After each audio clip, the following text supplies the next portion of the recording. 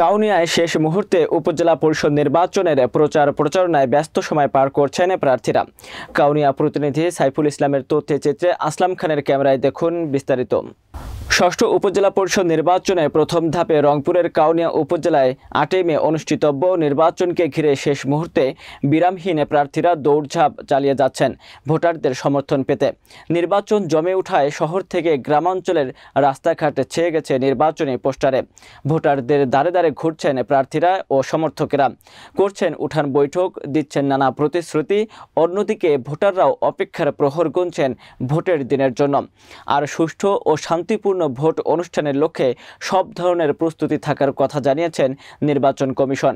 এবারে কাউনিয়া উপজেলা পরিষদ নির্বাচনে চেয়ারম্যান পদে ৩ প্রার্থীর মধ্যে উপজেলা আওয়ামী লীগের সভাপতি, 2 বারে নির্বাচিত বর্তমান উপজেলা পরিষদ চেয়ারম্যান আনোয়ারুল ইসলাম মায়া, জেলা আওয়ামী লীগের সদস্য 2 বারে নির্বাচিত বর্তমান ভাইস চেয়ারম্যান মোহাম্মদ আব্দুর রাজ্জাক ও নতুন মুখ আয়কর আইনজীবী মোহাম্মদ হুমায়ুন কবির খান মুকুল প্রতীক সহ 13 জন প্রার্থী ভোটের মাঠ চষে বেড়াচ্ছেন।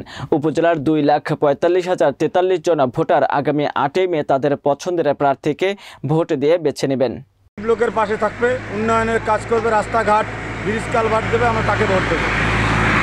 ঢাকা থেকে এই মুহূর্তে আসলে আমার উদ্দেশ্যটাই হলো 8 তারিখে কাউনিয়া উপজেলা পরিষদ নির্বাচনকে কেন্দ্র করে আসলে আমার আশা।